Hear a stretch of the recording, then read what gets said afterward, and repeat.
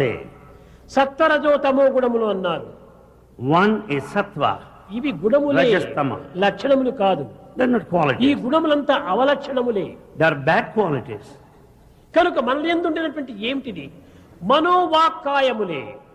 What is present within us? The mind, the ఈ body. మూడింటిని ఏకం చేసినటువంటి వాడే మానవుడు అన్నారు. The one who unifies these three is true man. The proper study of mankind is man అన్నారు. The proper study of mankind is man. ఈ మనస్సు, వాక్కు, హస్తము మూడింటి యొక్క ఏకత్వమే నిజమైనటువంటి తపస్సు. There should be perfect harmony between thought, word and deed. That is true penance.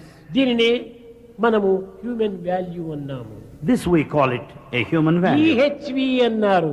We call it EHV. Education and human value అని. Education and human value. కానీ నా ఉద్దేశంలో ఈహెచ్వి కాదు, 3HV.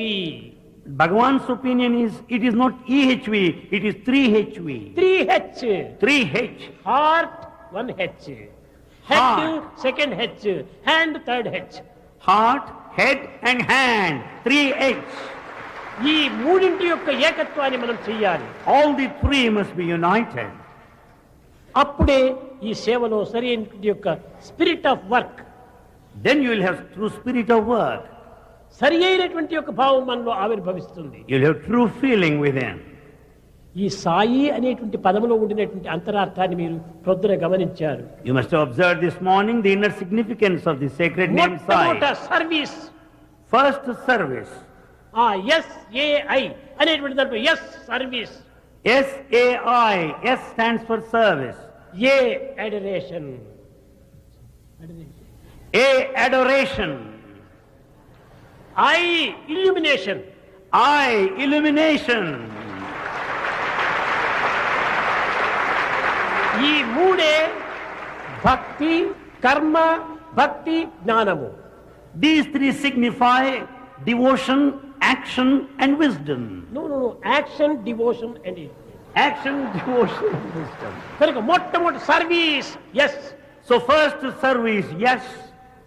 రెండవది ఏ అడరేషన్, A adoration. అది ఏ భక్తి, That is devotion. అదే spirit of love.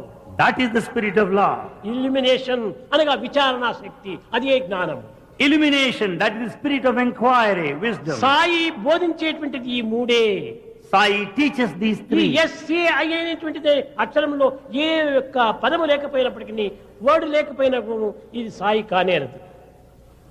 With any one of these three missing, it cannot be Sai. కనుక మూడు అక్షరములు కూడాను చాలా ముఖ్యమైనటువంటివి. All the three letters are very important. కర్మోపాసన జ్ఞానముల యొక్క సమ్మిళితమైన స్వరూపమే Sai. Sai is the combination of all these three, the action, devotion and wisdom. ఇప్పుడు ఓం అంటున్నాం. We say Om. ఇది ఓం అనేటువంటిది ఒక పదము. It's a word. కానీ ఈ పదమునకు ఈ శబ్దము, It's a sound. ఈ శబ్దమునకు కొంత స్పెల్లింగ్ కూడా ఉంటుండాలి. It has got the spelling too. ఏమిటి ఆ spelling? What is that spelling? AUM ఓం అయిపోయింది. We say AUM Om. అదే విధంగానే కర్మోపాసన జ్ఞానమునకు SAI అనేటువంటి స్పెల్లింగ్ గా వచ్చేసేసింది. Likewise, for action, devotion and wisdom, SAI is the spelling. SAI Sai కాదు, ఈ యొక్క కర్మోపాసన జ్ఞానమునకు spelling. SAI is not Sai alone. It signifies all the three, the action, devotion and కనుకనే wisdom. మొట్టమొదటి సాయి సంస్థల లోపల ఈ మూడింటిని మనం చక్కగా హృదయపూర్వకంగా మనం తగినటువంటి అభివృద్ధి గావించుకోవాలి. In Sai organizations, we have to take into cognizance all these three wholeheartedly. ఈనాటి మానవుడు